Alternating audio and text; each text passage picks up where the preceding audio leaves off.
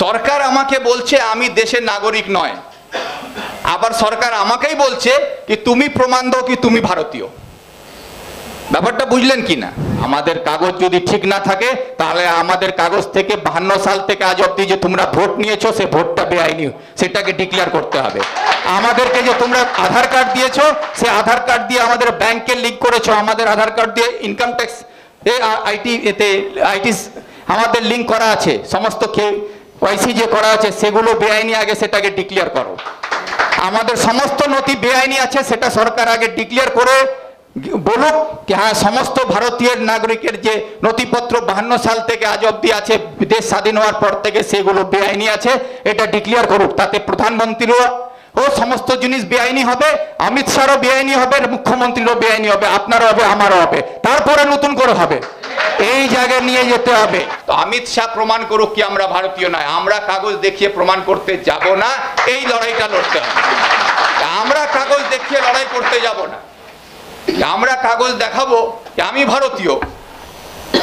এটা না, যেরকম আমার বাবা কে সেটা আমার মা আমাকে বলেছে, সবাইকে বলেছে।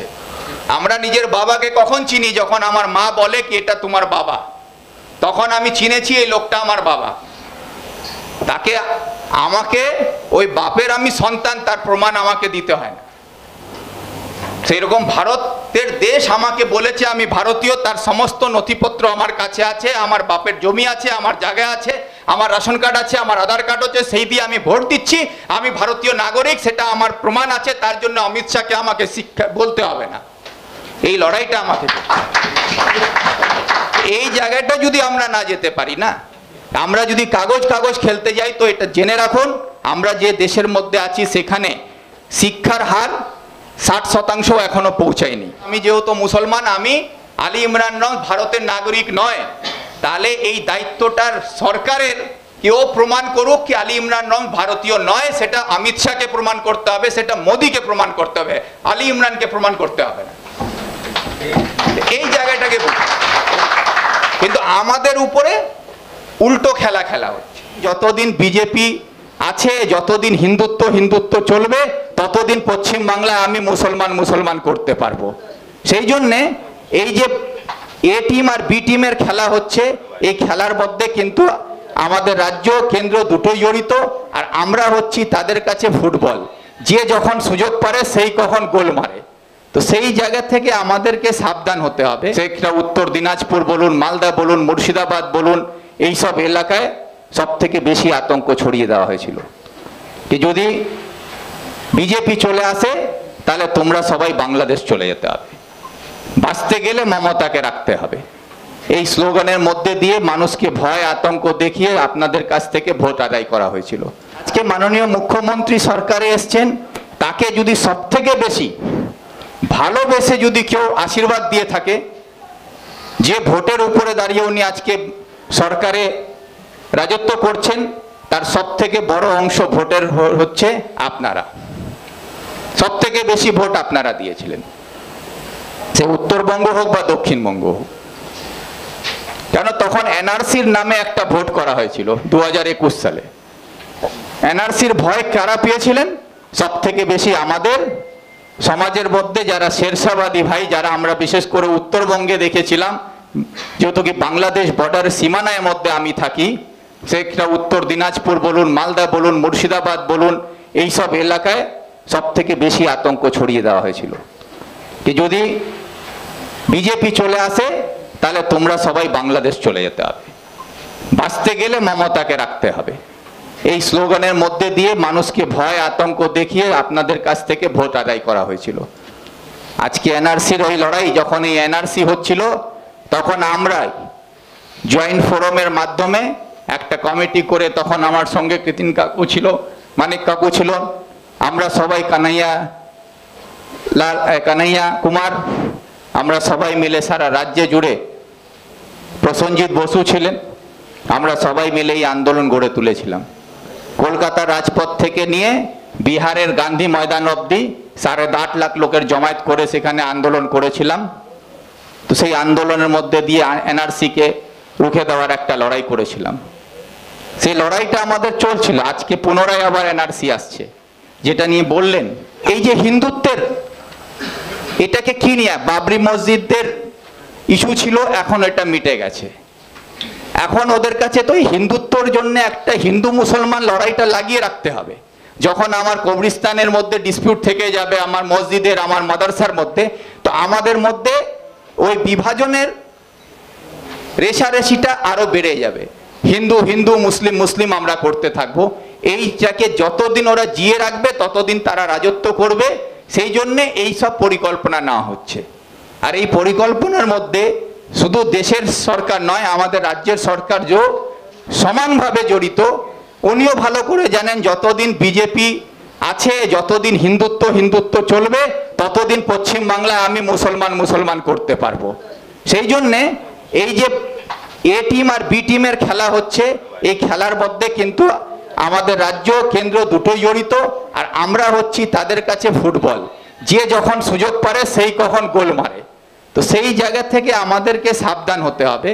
এবং আমাদের নিজেদের মধ্যে আমি এটা বলতে চাই কি, আমরা সবাই এখানে যারা সংবিধান প্রেমী মানুষ আছি, যারা গণতন্ত্র প্রেমী আছি, যারা নিরপেক্ষতাকে বিশ্বাস করি, তাহলে আমাদের সকলকে এক হয় এই যে আমাদের যুব ফেডারেশনের যে উদ্দেশ্য, যারা কাজ করতে চাইছেন, আপনাদেরকে আমি এটাই বলবো কি আগামী দিনে আমাদের উপরে যে সংকটগুলো আসছে, সেই সংকটের মধ্যে এনআরসির একটা সংকট আসছে, যেখানে আমি আইনের ছাত্র বলে এই কথাটা আপনাদেরকে বলে আমি শেষ করব কি, যেটাকে আমি আইনের দিক থেকে আমরা দেখি কি, যদি কোনো অভিযোগ আসে আমার উপরে, যদি কোনো অভিযোগ আসে কি, আমার উপরে যদি আপনি অভিযোগ করেন কি ভিক্টর চুরি করেছে, তো ভিক্টর যে চোর এটা প্রমাণ করার দায়িত্ব কিন্তু আপনার।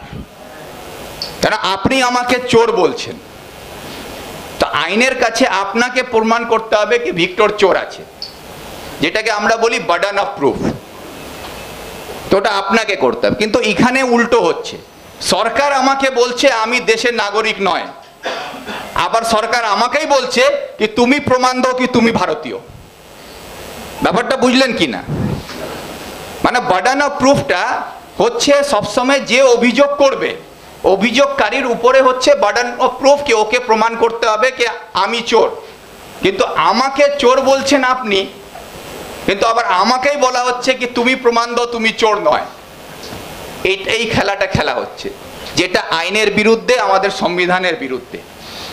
সরকার যদি মনে করে কি ভিক্টর বা আমার নাম আলী ইমরান নাম, আমি যেহেতু মুসলমান, আমি আলী ইমরান নাম ভারতের নাগরিক নয়, তাহলে এই দায়িত্বটার সরকারের, কেউ প্রমাণ করুক কি আলী ইমরান নাম ভারতীয় নয়, সেটা অমিত শাহকে প্রমাণ করতে হবে, সেটা মোদীকে প্রমাণ করতে হবে, আলী ইমরানকে প্রমাণ করতে হবে না। এই জায়গাটাকে কিন্তু আমাদের উপরে উল্টো খেলা খেলা হচ্ছে। আমরাই কাগজ তৈরি করতে যাচ্ছি, আমরাই কাগজ নিয়ে ছুটছি, আমরাই প্রমাণ করতে যাচ্ছি আমার দাদু ভারতীয় ছিল, আমার দাদুর দাদু ভারতীয় ছিল, আমার দাদুর নামে জমির কাগজ কোথায়, আমার মায়ের বিয়ে হয়েছিল, তার মায়ের বাড়ি থেকে তার বাপের কাগজ নিয়ে আসতে হচ্ছে, তার দাদুর কাগজ নিয়ে আসতে হচ্ছে, সেইগুলো প্রমাণ দিয়ে আমি এখন নিজেকে ভারতীয় প্রমাণ করতে যাচ্ছি। কিন্তু এটা আমার দায়িত্বে নয়, এটা ভারতের আইন বলে না। সেখানে আইন বলছে যদি আপনি সন্দেহ করছেন আমি চোর, তা আপনি প্রমাণ করবেন আমি চোর। সেখানে অমিত শাহ যদি মনে হয় আমরা ভারতীয় নয়, তো অমিত শাহ প্রমাণ করুক কি আমরা ভারতীয় নয়, আমরা কাগজ দেখিয়ে প্রমাণ করতে যাব না। এই লড়াইটা লড়তে হবে। আমরা কাগজ দেখিয়ে লড়াই করতে যাব না, আমরা কাগজ দেখাবো যে আমি ভারতীয়। এটা যেরকম আমার বাবা কে সেটা আমার মা আমাকে বলেছে, সবাইকে বলেছে। আমরা নিজের বাবাকে কখন চিনি? যখন আমার মা বলে কি এটা তোমার বাবা, তখন আমি চিনেছি এই লোকটা আমার বাবা। তাকে আমাকে ওই বাপের আমি সন্তান, তার প্রমাণ আমাকে দিতে হয় না। সেই রকম ভারতের দেশ আমাকে বলেছে আমি ভারতীয়, তার সমস্ত নথিপত্র আমার কাছে আছে, আমার বাপের জমি আছে, আমার জায়গা আছে, আমার রেশন কার্ড আছে, আমার আধার কার্ড আছে, সেই দিয়ে আমি ভোট দিচ্ছি, আমি ভারতীয় নাগরিক, সেটা আমার প্রমাণ আছে। তার জন্য অমিত শাহকে আমাকে শিক্ষা বলতে হবে না। এই লড়াইটা আমাকে, এই জায়গাটা যদি আমরা না যেতে পারি না, আমরা যদি কাগজ কাগজ খেলতে যাই, তো এটা জেনে রাখুন আমরা যে দেশের মধ্যে আছি সেখানে শিক্ষার হার 60% এখনো পৌঁছায়নি। 60% নিচে আমাদের শিক্ষার হার আছে পুরো দেশে। তার মধ্যে যদি সংখ্যালঘুদের দেখেন, যারা আমরা মুসলমান সমাজ, আমাদের যে সংখ্যালঘু তার যা জনসংখ্যা তার যে শিক্ষার হার আরো কম। তো সেখানে আমরা যে সমস্ত কাগজ নথি আমাদের কাছে আছে সেটা আমরা পারবো না, কাগজ দিয়ে আমরা প্রমাণ করতে পারবো না। তাই আমাদের লড়াই হবে কি তোমার সন্দেহ হচ্ছে তুমি প্রমাণ করো, আমি কোনো কাগজ দেখাবো না। এই লড়াইতে আমাদেরকে যেতে হবে। আমাদের কাগজ যদি ঠিক না থাকে তাহলে আমাদের কাগজ থেকে 52 সাল থেকে আজ অব্দি যে তোমরা ভোট নিয়েছো সে ভোটটা বেআইনি, সেটাকে ডিক্লেয়ার করতে হবে। আমাদেরকে যে তোমরা আধার কার্ড দিয়েছো সে আধার কার্ড দিয়ে আমাদের ব্যাংকে লিঙ্ক করেছো, আমাদের আধার কার্ড দিয়ে ইনকাম ট্যাক্স আইটি আমাদের লিঙ্ক করা আছে, সমস্ত ওয়াইসি যে করা আছে সেগুলো বেআইনি, আগে সেটাকে ডিক্লেয়ার করো। আমাদের সমস্ত নথি বেআইনি আছে সেটা সরকার আগে ডিক্লেয়ার করে বলুক কি হ্যাঁ সমস্ত ভারতীয় নাগরিকের যে নথিপত্র 52 সাল থেকে আজ অব্দি আছে দেশ স্বাধীন হওয়ার পর থেকে সেগুলো বেআইনি আছে, এটা ডিক্লেয়ার করুক। তাতে প্রধানমন্ত্রীরও সমস্ত জিনিস বেআইনি হবে, অমিত শাহরও বেআইনি হবে, মুখ্যমন্ত্রীরও বেআইনি হবে, আপনারও হবে, আমারও হবে, তারপরে নতুন করে হবে। এই জায়গায় নিয়ে যেতে হবে। এটা যদি না করতে পারেন এই লড়াই আমরা টিকাতে পারবো না।